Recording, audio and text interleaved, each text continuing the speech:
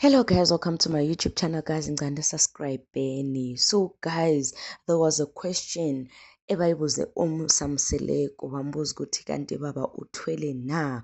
The reason being guys is because ubaba Mseleku uthengele abafazi bakhe imoto beyi-4 the same time.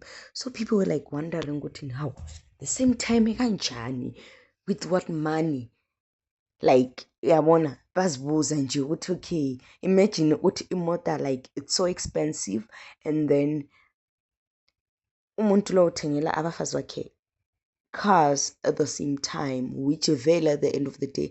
A lot of people might be like suspicious ukuthi hayi kahle le ndoda le ithwele. So guys, in that video Musa Mseleku is saying that guys in a problem yena ukuthi malibona umuntu omnyama like emehlweni yenu akamele like excel in life. Every time umuntu omnyama mayenza izinto ezimangalisa lena lithwenzeni uthwele. So he went on like ukuba educate ukuthi no guys, that mindset asiyekeni. But anyway guys, please do watch the video, and after watching it, please guys do comment below and let me know what you have to say about this, and please guys subscribe please. Bantu baseningizimu Afrika, nangumbuzo engifuna ukuphendula. Uthi uMseleku ngabe uthwele yini? Nangumseleku sibona ethengela amakhosikazi izimoto ezu4 ebathengela uMercedes. Kwenzakalani Mseleku? Ngifuna ukuchaza ukuthi indaba eyempumeleleni idlula ekusebenzeni kanzima, idlula ekwenzeni yonke into. Kodwa imfihlo yokwenza imali ukuthi ungayidli, uyisave, udetermine indlela ufuna ukuphila ngayo. Imali enkulu yenziwa imali encane. Noma ngabe ukuhlola malini, kodwa mokwazi ukugcina imali uyisave, ungakhohlwa ukuthi uzwenza imali enkulu. Kodwa nayo into engifuna ukisho enkulu kunayo yonke, angibasoli laba abacabanga kanjalo. Ukucolonizwa, ukucindezelwa, ubandlululo lisanomthelela osazothatha iminyaka empilweni zabantu abamnyama.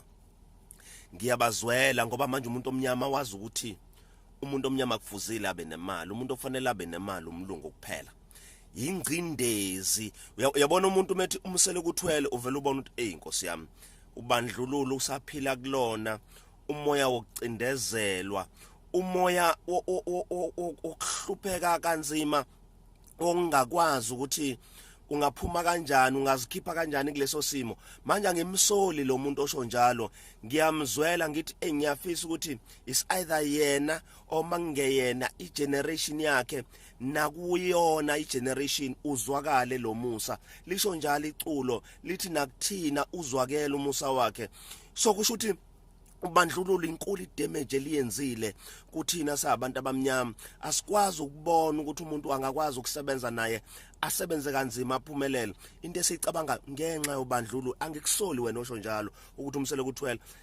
Ngisoli isystem ye-oppression osaphila ngaphansi kwa. Ngiyafisa education ikulekelele, nathi sikulekelele ekutheni uphume kwingcindezi yobandlululo. Ngesikhathi usho njalo ngiyabona ukuthi bandla usacindezelekile kakhulu.